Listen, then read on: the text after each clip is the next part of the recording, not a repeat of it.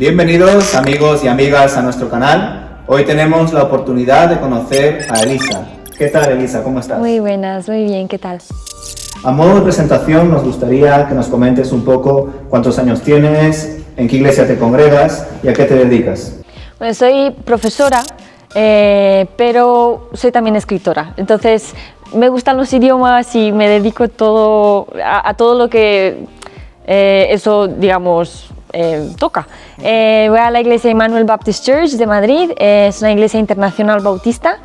Y sí, soy de Rumanía, me he mudado aquí de pequeña y bueno, poco más. Cuéntanos, ¿cómo conociste al Señor?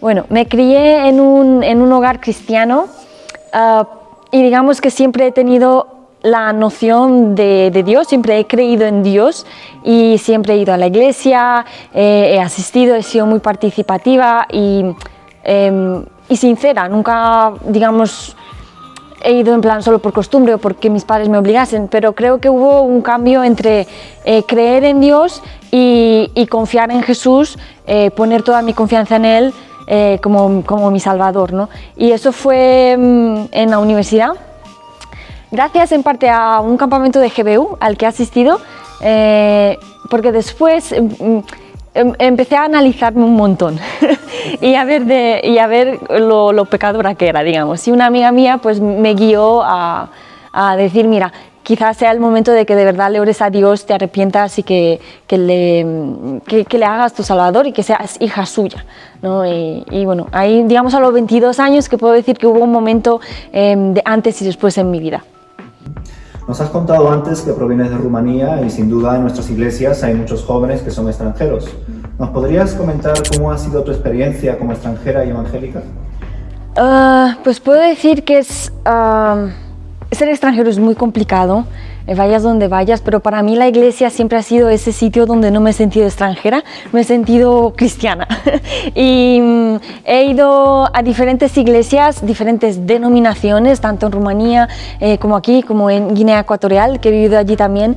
Y gracias al Señor siempre me he sentido en casa. Y eso es lo que me ha aportado a mí las iglesias, ¿no? No me he sentido todas las dificultades que he tenido fuera, digamos, viviendo aquí, asistiendo aquí al colegio o la universidad, todas las diferencias que he visto en la iglesia como que desaparecieron un poquito, ¿no? Y para mí fue ese apoyo que no tenía en otras partes. A lo largo de tu vida, ¿has tenido alguna mala experiencia con alguna secta o religión? Sí, bueno, mi familia, digamos, me he criado en una familia que ha estado involucrada en una secta y eso ha afectado negativamente muchísimo, tanto a mis padres como a nosotros, los hijos, como tíos y demás, pero de alguna forma también me ha hecho ser más consciente de que no todo el mundo es de fiar, que no todas las iglesias que tienen la palabra iglesia predican en realidad lo que deberían predicar, y me han hecho estar muchísimo más atenta a lo que te dice el Espíritu, ¿no? Al Espíritu Santo. Y tuve una ocasión en la que fui invitada a una reunión y fui de las pocas personas que se dio cuenta de que no era algo bíblico, que no era algo cristiano.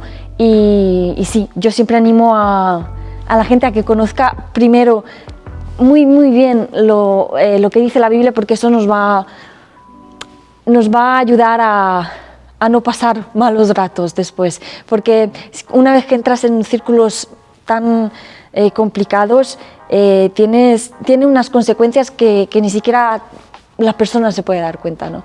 Entonces, sí, conocer la Biblia, estar cerca de Dios, creo que es la salida, ¿no? de sacarnos de esos líos marrones que nos metemos.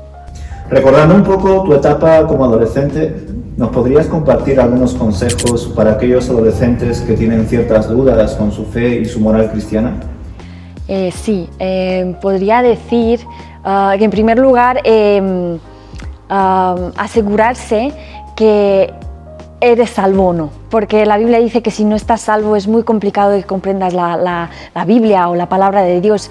Y luego simplemente si crees el primer milagro que sucede en la Biblia, que es Dios que crea el universo, que tiene ese poder, el resto de las cosas que pone la Biblia en realidad son milagros muy simples de creer, porque bueno, si Dios ha tenido el poder de crear el universo, ¿por qué no iba a tener el poder de sacar a Jonás del pez, ¿no?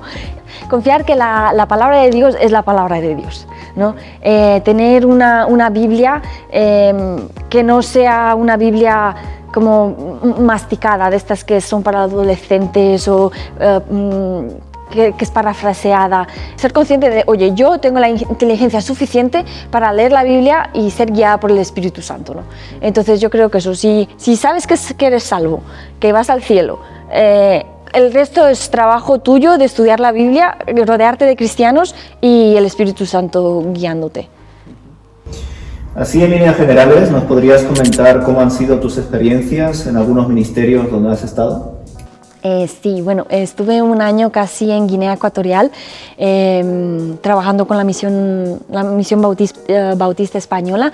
Trabajé en 2 colegios allá y bueno, lo que puedo decir es que allí lo que más aprendí es saber que Dios está constantemente. No fue una constante de que pasase lo que pasase en mi vida o pasase lo que pasase a mi alrededor. Sabía que yo podía confiar en Dios porque las cosas que me han llevado allí fueron tan increíbles y fue como tan la voluntad de Dios. Estaba tan segura de que Dios quería que estuviese allí, sirviendo allí, que el resto pude estar en plan tranquila. Estás en mis manos, ¿no? Y sí, sentí esa protección total de Dios allí y también aprendí que ningún cristiano es perfecto, yo tampoco soy perfecta, nos va a tocar trabajar con mucho tipo de personas y hay que aprender a amarles por sus virtudes y no por sus defectos, ¿no? A pesar de sus defectos.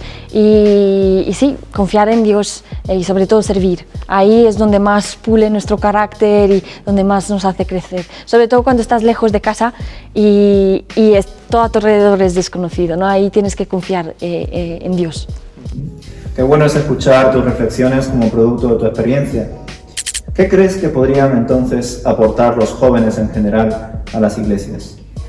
Creo que hoy en día, sobre todo en las redes sociales y en el ámbito tecnológico, son los que más conocimientos tienen de esto, ¿no? Los mayores nos pueden enseñar muchísimas cosas, pero creo que nosotros podemos aportarle ese factor a la iglesia de salir fuera, ¿no? Ya no estamos entre estas 4 paredes, sino que estamos interconectados.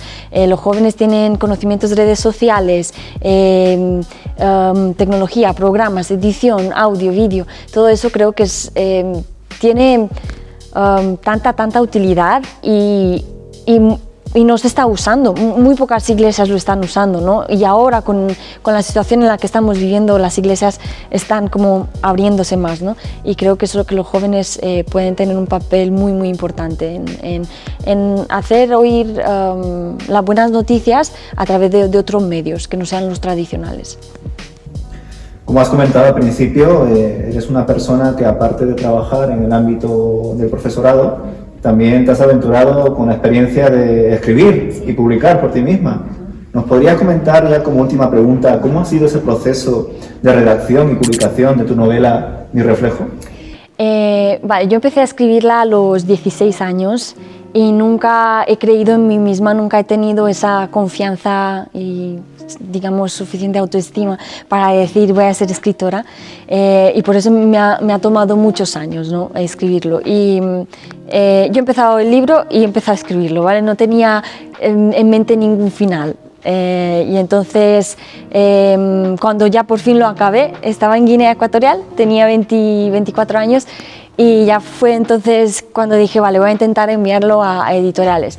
Y es muy caro y es muy complicado que una editorial apueste por ti cuando no tienes un público, cuando no tienes gente que asegure que tu libro va a sacar beneficios, ¿no? Y encontré la plataforma de Amazon, KDP Select, Kindle Direct Publishing, que es gratuita, pero claro está, tienes que aprender un montón. Entonces, el diseño de portada me lo ha hecho mi suegra, yo lo he editado, he aprendido a usar InDesign, una amiga me lo corrigió, aprendí durante meses a cómo hacerlo yo misma, y ha sido un proceso muy satisfactorio, ¿no? Porque he